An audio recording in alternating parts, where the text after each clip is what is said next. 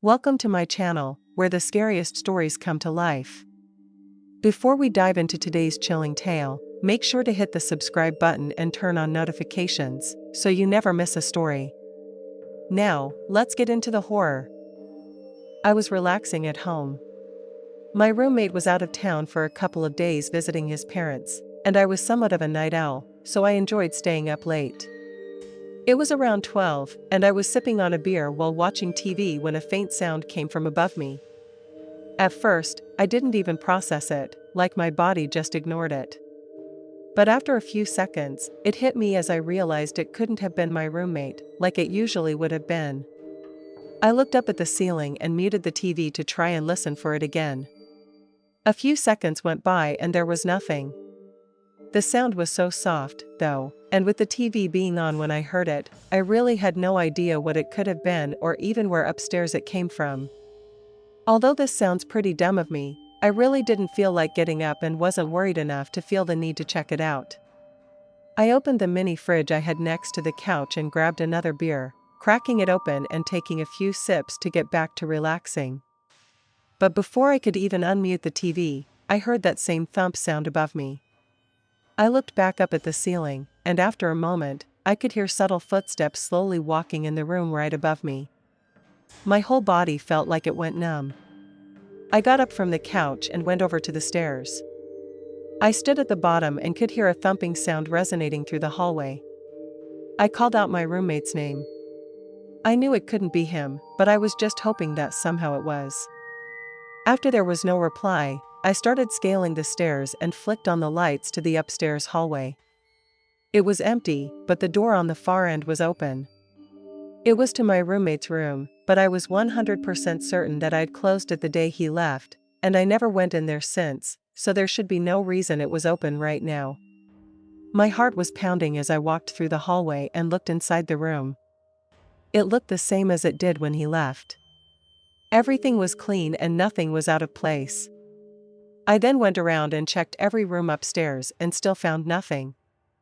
I didn't sleep that night and spent the next couple of days on edge as I waited for my roommate to get home. I never heard those sounds after that night or had any doors randomly open like that. At this point, I don't know what the hell happened. Maybe someone found a way in and out without me knowing, or maybe it was something else. To this day, I still don't know. I was camping in Utah for a small weekend getaway. It really was nothing special. I had hiked up to a small lake and was only going to stay overnight. When I got there, it was more crowded than I was hoping for. There were two groups near the beach, so it wasn't flooding with people or anything, but it definitely wasn't quiet either. Around 5, both groups started packing up, and within the hour they left the area. With only an hour of sunlight left and the beach all to myself, I quickly changed into my swimsuit and jumped into the lake. I was only in there for about 10 minutes, not too long at all, when I looked back toward the campsite. The woods were calm and the sun was setting over the trees, but past the beach and a little ways into the forest, a person was watching me. They were too far away for me to see much, but it was definitely a man, and he was definitely looking directly at me. As soon as I caught him staring, he turned his head and walked further into the trees. It was too creepy for me not to get a little shaken up. Maybe it was just a guy from one of the earlier groups who forgot something, or maybe a hiker I happened to catch looking over at an awkward moment. Still, the way he was just standing there staring was deeply unsettling. I walked back up the beach and over to my tent. I dried off and kept my head on a swivel, scanning the forest for any sign of him. I cooked a small meal and continued looking around, but after an hour with no sightings, I figured I was fine. I stayed up fairly late, at least a couple of hours after sunset, mostly looking up at the stars and resting. It sounds boring to just sit there, but it's actually really nice. Eventually, I got in my tent and laid down on my sleeping mattress. The hike must have worn me out, because I fell asleep quickly. As soon as I woke up, though, I felt off. I didn't know why. It was the middle of the night, pitch black inside the tent, and all I could hear were insects chirping and a calm breeze blowing against the walls. I just laid there for a bit, maybe 30 seconds, eyes open but unable to see anything. Then my vision started to adjust.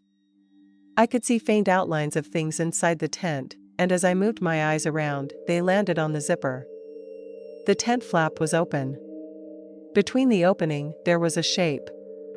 I must have stared at it for a solid 4 or 5 seconds, my heart rate spiking, before my vision adjusted enough for me to make out a pair of eyes looking into mine. Adrenaline hit me hard. My instincts took over.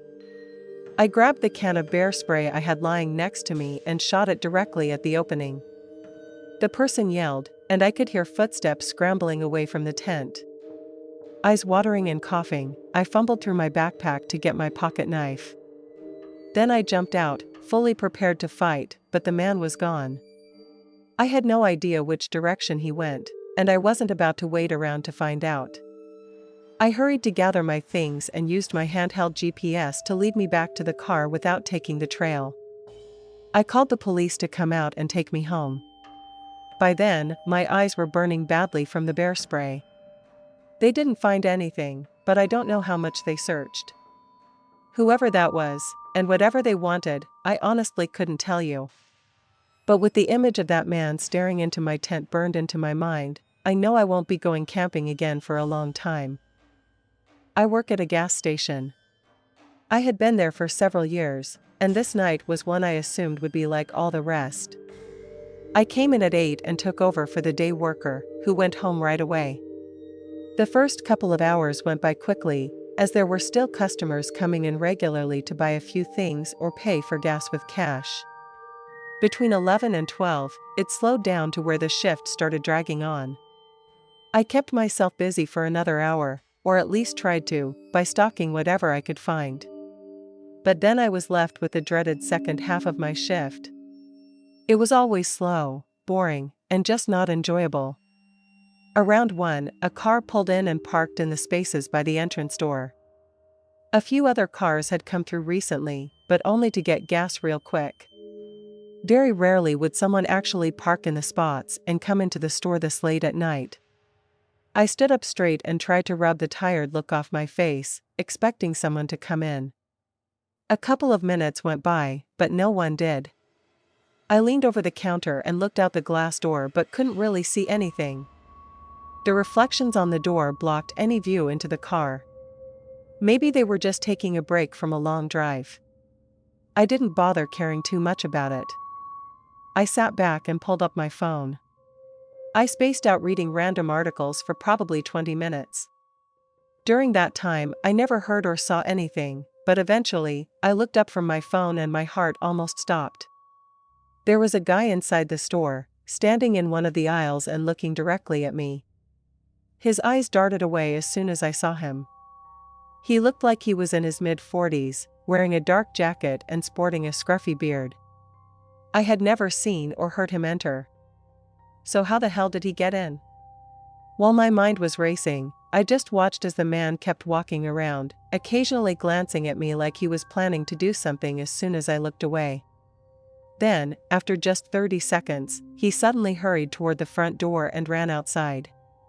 I got up and ran to look out. The car was still there, but the man walked right past it and out to the road until I could no longer see him. I immediately went to the security cameras to see how he got in and figure out what was going on. It only took a minute to find the footage of him slowly and quietly getting out of the car, then heading to the back of the gas station. There were no cameras back there, but those rear doors were never locked, since the gas station was technically open 24/7. What's really odd is that there were 15 minutes between the time he went around to the back and the time he walked out onto the sales floor. Police came to investigate and ultimately found the car he left behind had been stolen months ago. They didn't know anything about the guy or his motives. But he was clearly up to something, and I think I was really lucky that, for one reason or another, he decided not to go through with it. My name is Leo, and I work at a pizza shop in my small town. I don't do deliveries or anything, but I handle most of the work inside the shop. I make pizzas, organize the stations, clean, and take care of all the closing tasks every night before I leave. My interactions with customers are usually pretty minimal, since we have a few high school kids who take orders and handle the front. But they're only scheduled until 11 p.m. On weekdays, the shop closes at 12:30, so any orders or customers that come in after that, I have to take care of myself. This was a regular Monday night shift. Everything went smoothly for the most part, and at 11, my coworker left, leaving me alone to close up. It's usually really slow that late, so I started the cleanup process about a half hour before closing. Then a call came in. I silently prayed it wasn't for a last-minute order.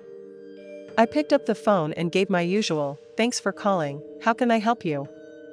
But right after I finished speaking, there was a quiet pause, then the caller hung up. I put the phone down and muttered a few choice words, assuming it was just a prank from some immature kids. I went back to the kitchen to finish cleaning, but not even 30 seconds later, I heard the bell ring by the front door. The timing was annoying, but I set everything down and walked up front. A man was standing at the counter. He had on a heavy coat and a black beanie over shaggy hair. What really put me off were his eyes. He had dark circles and heavy bags like he hadn't slept in days, yet his eyes were wide open. "How can I help you?" I asked, keeping a couple of feet between me and the counter. "I'd like to place an order." The way he said it was unsettling. It was obvious something was off about him. I said okay and asked what he wanted, but it almost seemed like he hadn't expected me to say that. His eyes held this unnerving stare as he struggled to respond. I looked away out of discomfort, and that's when I noticed his hand. It was partially out of his jacket pocket. He was holding a knife. Not some small pocket knife, but a full kitchen knife. I think he was trying to hide it, but I could clearly see the handle in his hand and part of the blade sticking out of his pocket. My stomach dropped. I felt the blood drain from my face, almost like I was going to faint. I looked back up. His eyes were still locked on mine, and his face was stiff, completely emotionless. Thanks for sticking around till the end. If you enjoyed the story, don't forget to give the video a like and leave a comment with your thoughts. And if you haven't already, hit that subscribe button and turn on notifications so you never miss a terrifying tale. See you in the next one.